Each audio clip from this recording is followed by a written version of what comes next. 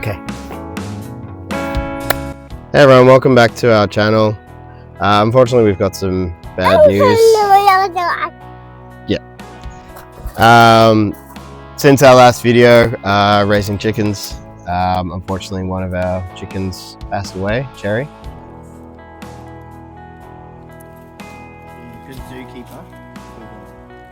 She started looking a bit sick about a week after we shot that video. It's very sad. It's one of those harsh realities of what we're doing and having, you know, animals and stuff like that. A heads up for some of you who are watching and might find this sort of content disturbing, please click away from the video. We will put in some footage of what happened, but if you find that sort of thing would be upsetting, that's understandable, and yeah, please just skip over this video because we'll be putting in a little bit of footage of what happened and as she got sick. And the aftermath as well. Yeah, I was gonna put in some footage of after she died to show sort of what... Some fact finding of what we did.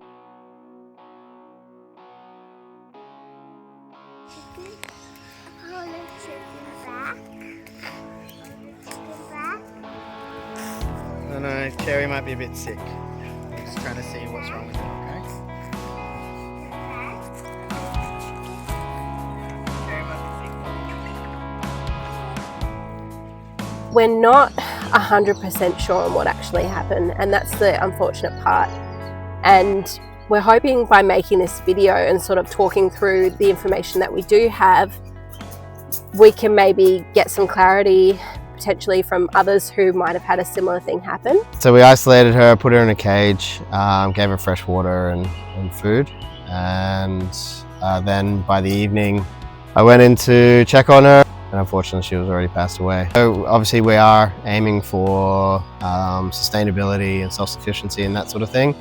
So obviously it's an opportunity to bury her in the garden and use her decomposition to feed growth for something else.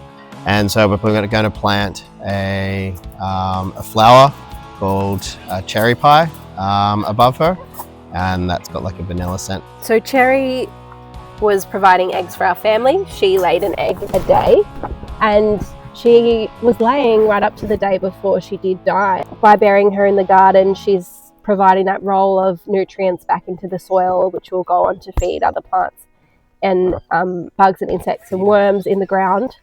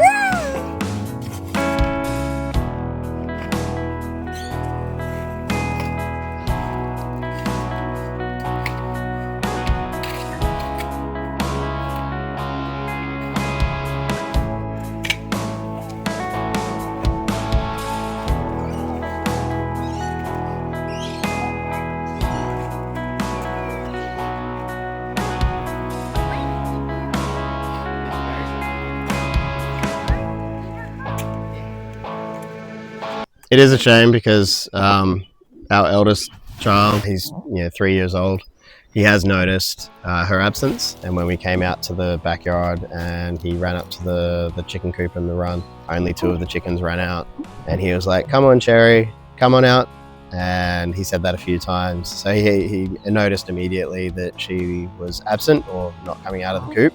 I think his concept of death is still developing, but he doesn't quite grasp it. I know that comes with age, the grasping the concept of death and the finality of death. And we've you know, made sure that we've checked the other two for any signs of discomfort or sickness or anything like that. We've tried to take precautions, but the other two have shown no signs of any sickness or lethargy or anything like that. The day that Cherry died, she was going around eating food, drinking water as normal. It wasn't until late in the afternoon that we came out into the backyard again. We came over and she was just sort of standing quietly. Andrew went in and picked her up. And while our chickens, they're comfortable being held, this was different. She didn't make any noises or any movement. She was almost, would you say, limp. At this point, it was late afternoon. We knew that if you have a sick chicken, you should isolate them in case there's some sort of infection to stop that from spreading to other chickens. So we got a cage out for her. Our plan was to keep her warm. So we put some towels over half of the cage, decided to bring her into the garage just to be extra warm. And when we went to check on her again, she had passed away. We did a bit of an inspection. We looked over her vent, sort of around her bum. There was not really any concern. Sometimes chickens can get just like a lot of poo stuck on the feathers back there, but she didn't. She was all clean. Everything looked fine. I've fed her some water and stuff like that. She was drinking water a little bit. So yeah. We tried a few things, checked under her wings. We looked for parasites. We were looking for ticks or mites or anything like that. Nothing to be seen. Her skin looked perfect. We couldn't see any cuts or anything like that. The other thing we looked into was the crop. So with chickens, they have a crop at the front, which is sort of loose skin. And as they go around foraging through the day and eating their chicken feed, it sits in the crop. And then at night, it goes down into the stomach and they digest it. So she'd been eating through the day, but I had heard sometimes they can get an infection in there, and if food gets stuck in the crop and is unable to go into the stomach. So one of the signs is like a hard sort of lump around the crop will feel quite hard. She didn't have that. It was nice and soft. After she died, I decided to cut the crop open to have a look. And the other thing with the sour crop, it can smell bad because there's an infection. So I thought if we open it up, we might get some answers. So I did do that. Opened the crop and pulled out the contents. There was no smell, so I'm confident there wasn't an infection. It didn't appear hard or blocked or anything like that. It all felt quite soft. There was moisture, like she'd been drinking and eating normally. The contents was just a lot of grass and chicken feed.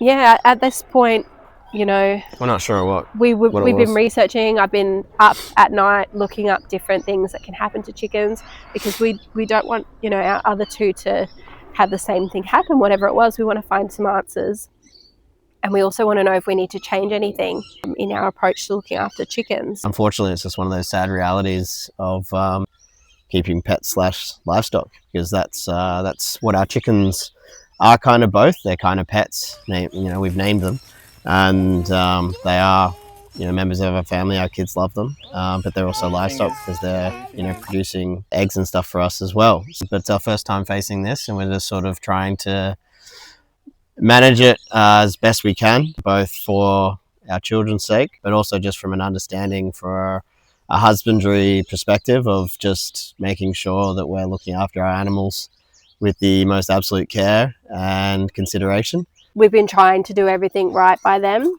It's sad that it's happened. It's sad that we don't have answers as to why. So we've had a bit of an analysis of what was in the chicken scraps to see if there's potentially anything from there from a toxicity perspective. There's nothing. We're just trying to make sure that we do learn as much from it as possible, but then also turn the page and move forward. By the way, we are sick. You can hear it in our voices. We have been sick for a little while. You know, we're 3 now, this 4th video in. The positive engagement from the community everywhere has been fantastic, and we've really appreciated it. So thank you for everyone who subscribed and liking and making comments and stuff like that. Very helpful comments on how we can learn and improve our gardening methods here, about the hash and sacks, how to improve our carrots and stuff like that. So it's been fantastic, and hopefully those sort of nuggets that are in the comment section could potentially help other people who say, oh, I've been struggling to do XYZ, and then they see a comment or whatever, like, oh sweet, that's actually really helpful, I didn't think of that, and they can try it again. And that's what all this is about, is like bringing gardening community or homesteading community together and just saying, okay, this is sharing ideas, because we can learn it's from great. each other. Yeah, we can learn from the things that don't go well as well. So I have done more research, which is really good going forward, for future chickens or poultry that we get. Thank you everyone for watching. It was an unexpected loss. And we'll hopefully have a better video, more positive video to come, and hopefully we won't be as sick either. Yeah. So you won't have to listen to our sniffly voices. Thanks everyone. Keep liking and subscribing. We appreciate it. You want to say like and subscribe? With the sis. Thank you.